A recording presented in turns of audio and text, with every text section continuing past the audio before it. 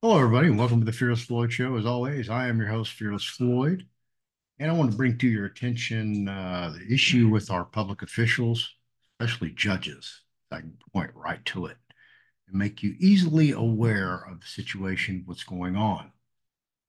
But while I'm getting over there, why don't you like, subscribe, share, hit that notification bell, leave a comment below. If you have a question, the Fearless Floyd Show at yahoo.com. If you want to hang out with me, go to Telegram, Fearless Floyd Show. I'm the Fearless Floyd Show on every social media platform. As you see behind me, I've got all kind of holiday specials happening. So right here, got the trust class. It's $1.99 to enter. $1.99. Enter as many times as you like. You need a COSIP, I can get those for you. Any trust class, 99 bucks. 101, 201, 301, 401, 501. 101 live class on the 9th next month, January 2024. 199 bucks. You will create your revocable living trust in class.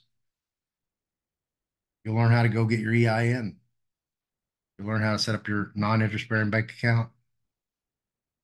You get a Q&A with LeFlore. Then it's up to you to go get everything done to finish off your trust. I have the package one, soft covered ebook.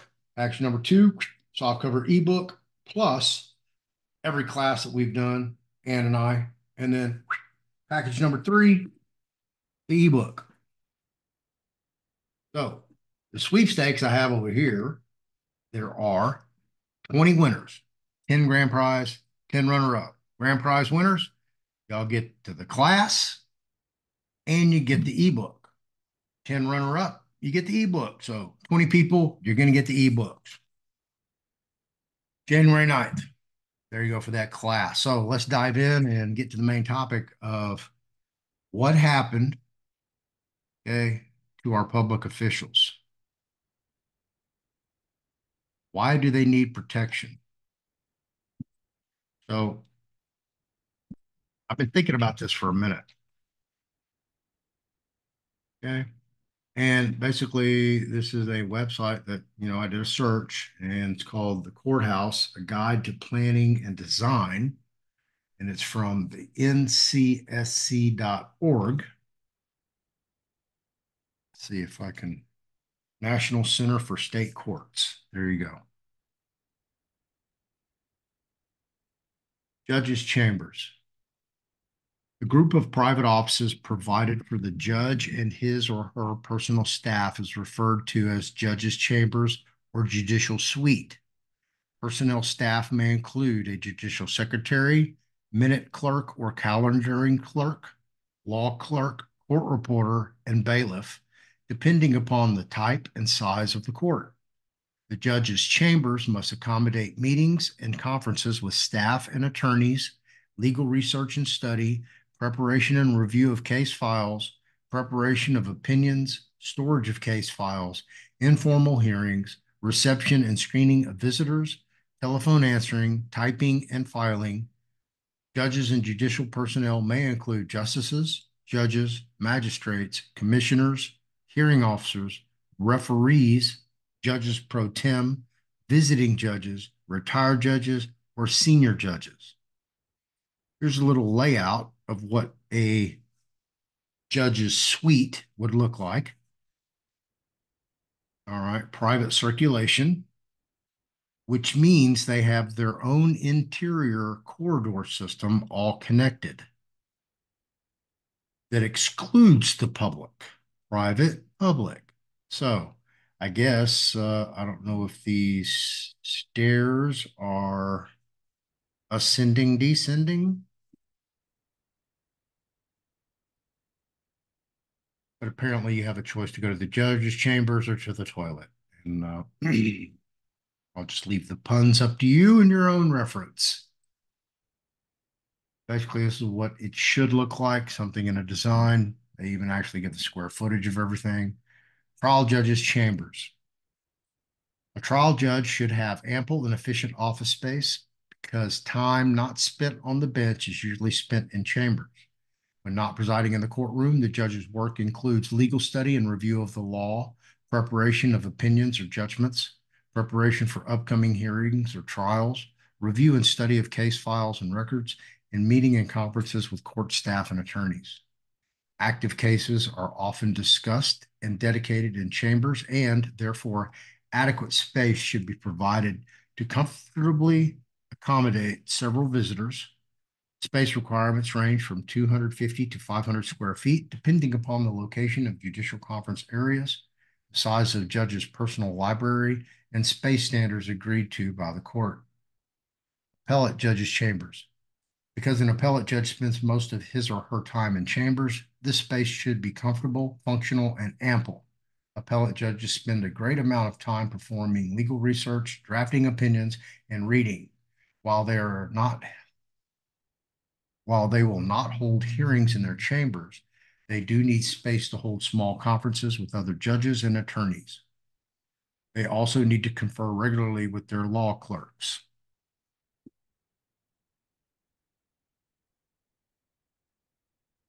Actually, should say justices, because in Texas we have appellate justices and judges. Justices are on the Court of Appeals level and the Texas Supreme Court level. The judges are on the Court of Criminal Appeals. Appellate judges generally have a secretary and one or two law clerks. Space is needed for reception and waiting, a secretarial workstation, private offices for law clerks, blah, blah, blah, blah, blah, blah, blah. And I can just keep going on and on and on. Basically, there you go. What it should look like. Historic Harris County, Texas Courthouse, Judges Chambers. So it gives you, here's design and image. It breaks that down. It also talks about security. Okay. I'm sure as children, some of you who may not be old enough to have watched some of the older Westerns that portray the town judge or county judge, a pillar of the community, sometimes often found in brothels, the town bar, saloon, or a holding court. They were accessible to all the citizenry. You could just walk up and talk to them. They were just like everybody else. But here we are today, still under Roman law, yet now they have to be protected from the citizenry. Why? So let's look at security, because in Harris County at 1201 Franklin Street, the court personnel have their own private interests, okay, that only they can enter, not accessible to the public. They have their own private elevators. They have their own private corridors, which I've just shown you, to protect them from intermingling with the public. Why? Shouldn't they just be, coming in the front door just like everybody else? Aren't they the same as everybody else? Or is something else there? So anyway, let's click on the security to see what we've got. Judges should be able to enter and exit the courthouse inconspicuously. There should be a private corridor elevator from the judge's parking area to the judge's chamber. The chamber should be equipped with a silent duress alarm located inconspicuously at the desk that will alert a central security control station of an emergency. The chambers may directly adjoin the secretary's and law clerk's offices, but should have an alternate access that enables the judge to enter the private corridor without passing through the secretary's office. This dual access permits the judge an escape route in case of emergency.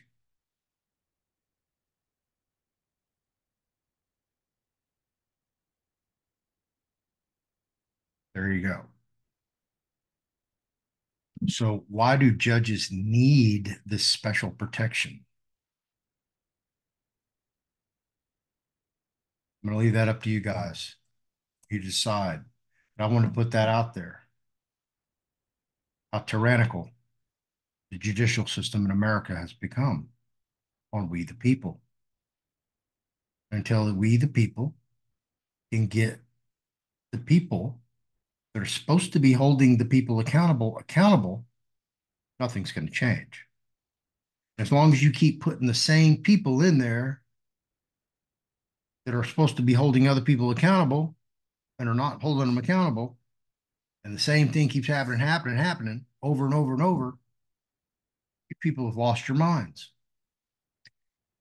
I don't know what else to do, but just break this down to you, okay? When you see this, when some publicly elected public official needs protection from the people, there's a problem with the system.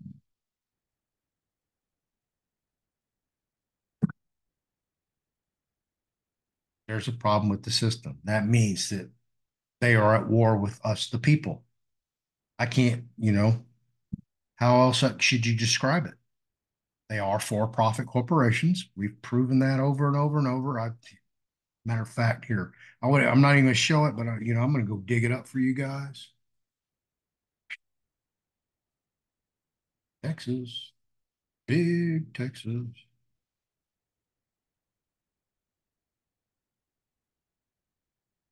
Uh, this one,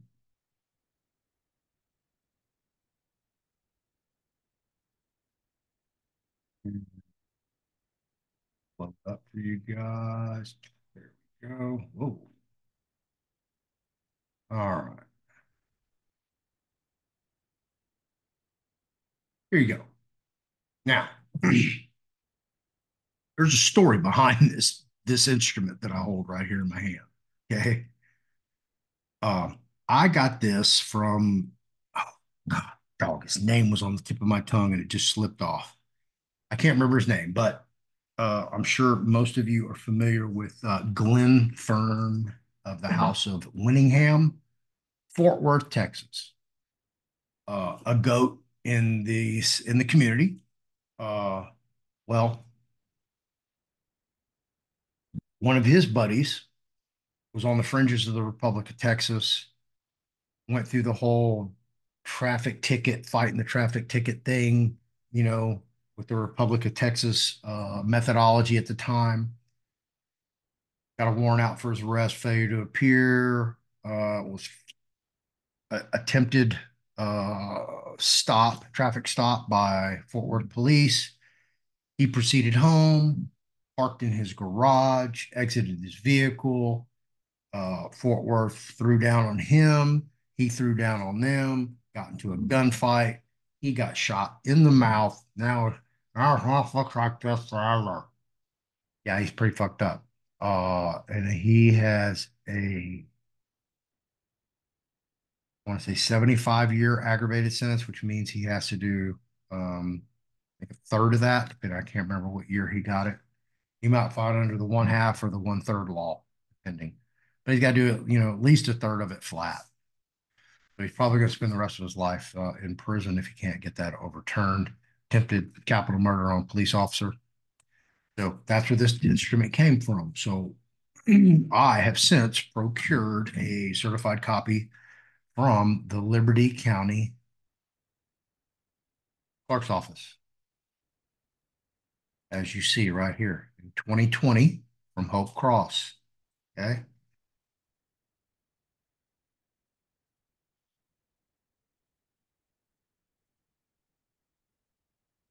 And state under public law 97-280 that I am competent. I have personal knowledge of the facts here and state the facts here are true, correct, not misleading. Okay. Y'all look at the date on this thing, folks. 2008. Yeah, I got to remember how long I've had this material, how long I've been doing this. Let me go to the next one that pulled up for you.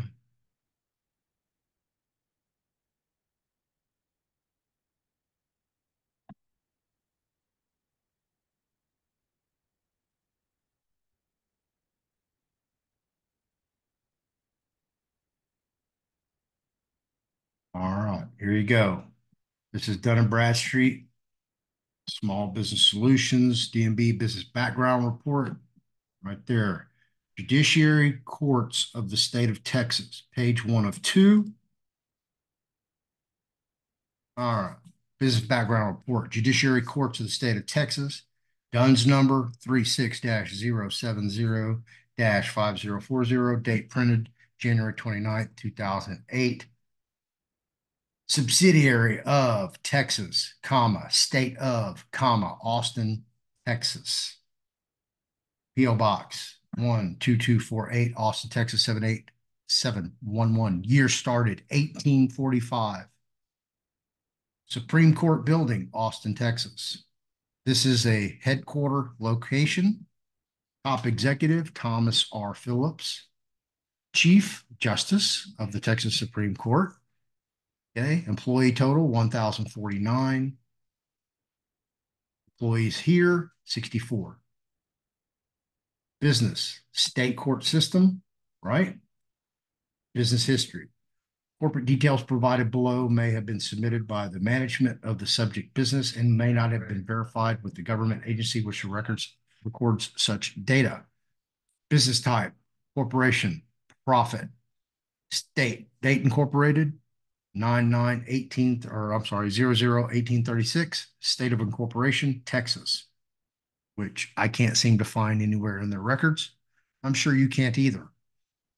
However, I do know who owns the name in Minnesota,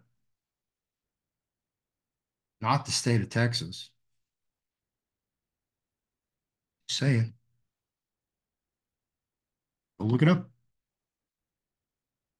Tried to get it here. Yeah.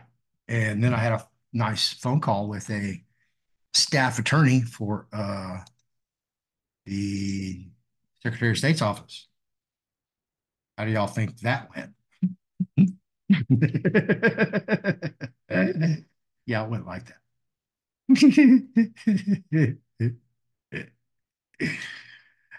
Yeah, these, fresh out of law school guys. Sad. All right, here you go. Subsidiary of Texas, state of Austin, started in 1845, which operates as a state government.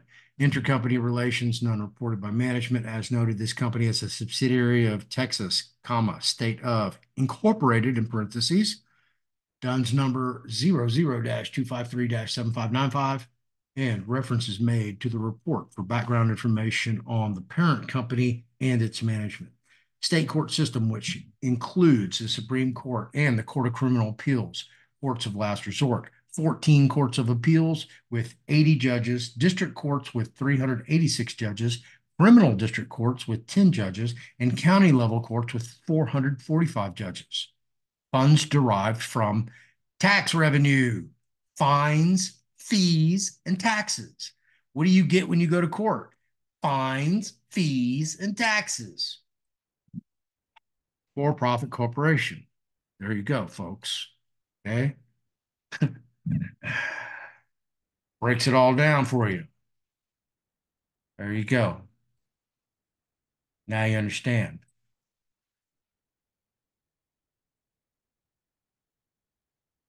Stuff up. I just bring you the facts. I bring you the truth. That's why I'm suppressed. That's why I'm shadow banned. All right. So why do judges need, why do politicians need to be protected? Why does everybody need to be protected in public office? They should be just like walking around just like everybody else. They should come in every door just like everybody else. They should park everybody else. I don't mind if they have designated parking spaces out in where everybody else parks that say, Judge John Julie Doe. Okay. Yeah, that's cool with me. Yeah, we elected you. That's fine. We'll give you a little shorter distance. You need to haul all that judicial information back and forth. So, yeah, we're cool with that. You and the handicap. No reason you should have your private entrance, private elevator, private this, private that. Everybody should be like, hello. Hey, Judge, You want to go do lunch? How about a cup of coffee? Can't even do that. Why? Think our government's been overthrown? Tyranny at its best? Domestic terrorism? Why do judges need to be protected? Why do politicians need to be protected? We should stop that. Thought the courthouse doors were open 24/7, 365, pursuant to the law of the land from the United States Supreme Court, right? So how can they deny you passage into a public building? It says private.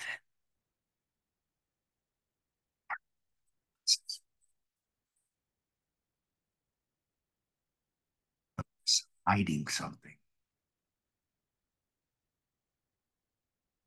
You don't know what they're hiding? We know what they're hiding.